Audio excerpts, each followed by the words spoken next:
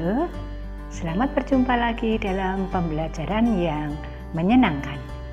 Belajar itu menyenangkan.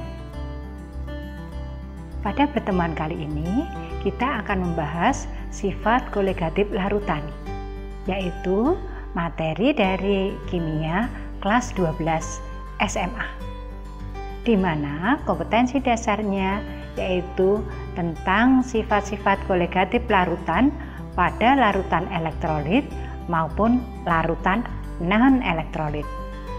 Sedangkan tujuan pembelajaran saat ini hanya atau baru untuk mempelajari sifat kolegatif larutan mengenai kenaikan titik didih. Kita mulai pembelajarannya saat ini. Belajar itu menyenangkan. Sifat kolegatif larutan ada 4, yaitu yang pertama kenaikan titik didih, yang kedua penurunan titik beku, yang ketiga penurunan tekanan uap, dan yang keempat tekanan osmotik. Lalu apa yang dimaksud dengan sifat kolegatif larutan? Nah, sifat kolegatif larutan adalah sifat larutan yang hanya berdasarkan banyaknya zat terlarut dalam larutan tersebut. Jadi misalnya warna termasuk sifat kolegatif larutan tidak ya? Bukan. Kenapa? Karena misalnya ada zat berwarna merah, zat itu banyaknya 10 gram. Dia juga berwarna merah. Kalau dia banyaknya 100 ton, dia juga berwarna merah. Jadi warna bukan termasuk sifat kolegatif larutan. Untuk pertemuan saat ini yang kita bahas baru yang pertama, yaitu kenaikan titik didih. Nanti ada di dalam percobaan kita mencoba melihat air biasa pada keadaan suhu kamar, suhunya berapa. Kemudian percobaan berikutnya, kalau air itu dididihkan, suhunya berapa. Kemudian kita mencoba juga membuat larutan sukrosa, kita didihkan. Nanti larutan sukrosa itu molaritasnya sebesar 1 molaritas, suhu pada waktu mendidih berapa. Dan satu kali lagi percobaan, yaitu percobaan NaCl, garam dapur. Nanti kalau kita didihkan, suhunya berapa. Jadi kalau air biasa kita didihkan, titik didihnya 100. Tetapi kalau ada zat terlarut di dalamnya, kita larutkan, maka titik didihnya akan naik. Nah, kenaikan titik didih itulah yang merupakan sifat kolegatif larutan.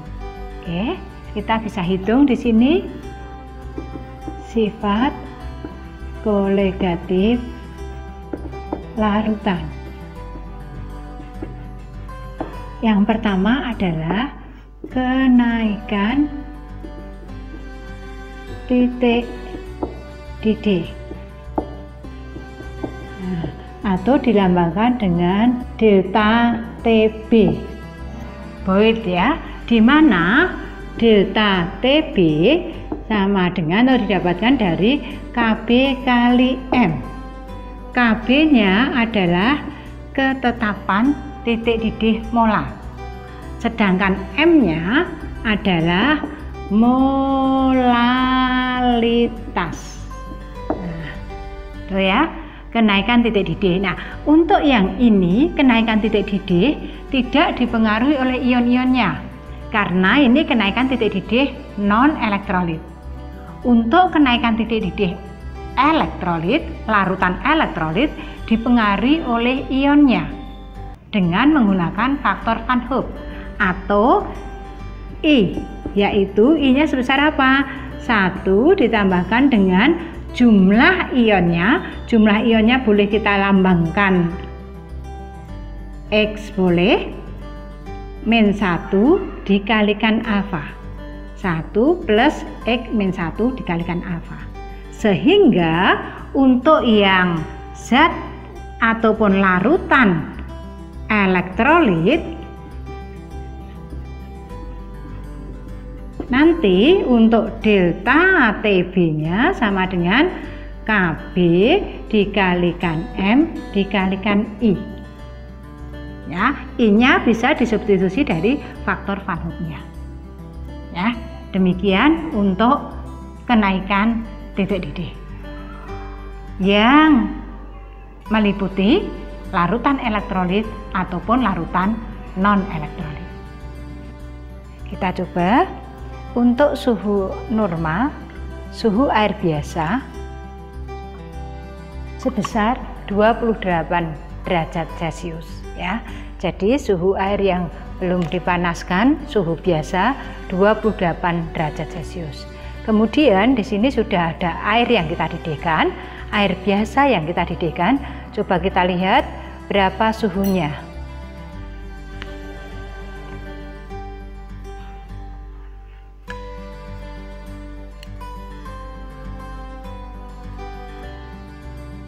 Nah, suhunya sebesar 100 derajat Celcius ya.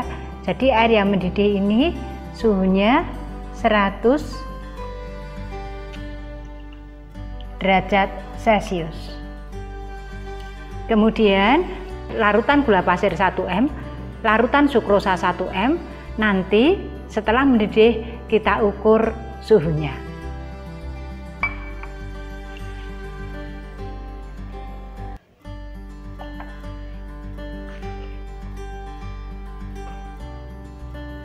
Kita tunggu sampai mendidih. Sekarang NaCl-nya sudah mendidih dan tadi gula pasirnya juga sudah mendidih. Maka kita akan hitung suhunya.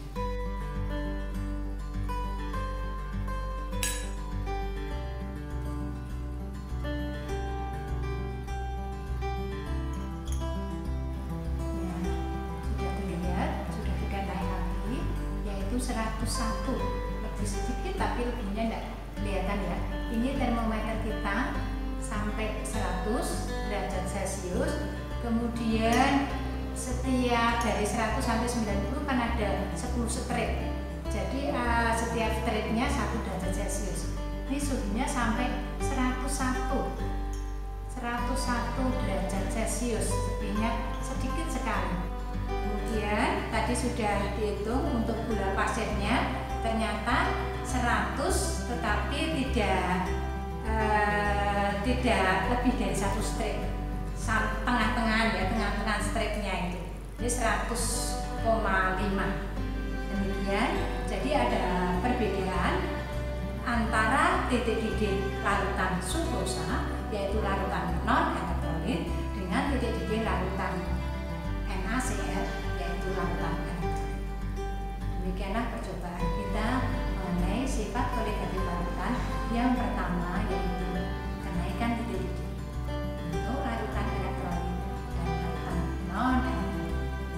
Belajar itu nyenang.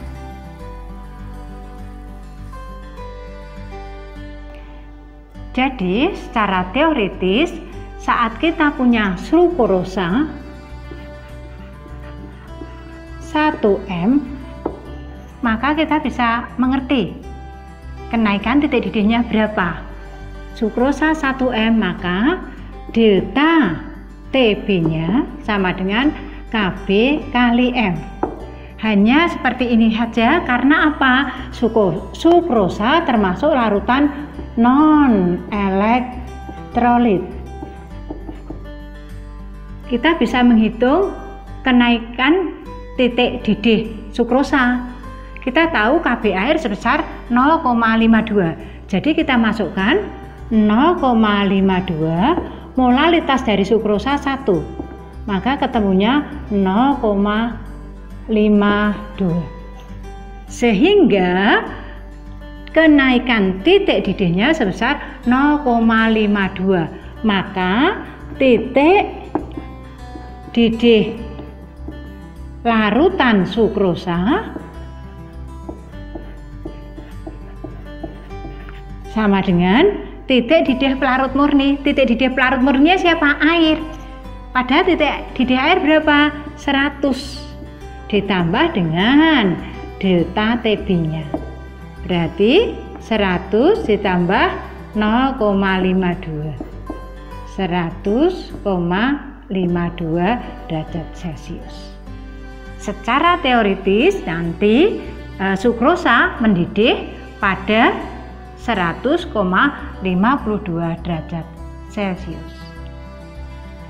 Apabila kita punya natrium klorida NaCl, maka kita tahu bahwa NaCl merupakan larutan elektrolit. Sehingga kita juga bisa menghitung perubahan titik didihnya. Tetapi jangan menggunakan rumus yang sama dengan larutan sukrosa. Kita harus menggunakan rumus yang memakai faktor Van Hoek. Yaitu ini ya. Untuk NaCl, natrium klorida, ini adalah larutan elektrolit. Karena larutan elektrolit, maka NaCl bisa terurai menjadi ion-ionnya, yaitu Na positif dan Cl negatif. Jadi ion-ionnya sebanyak 2.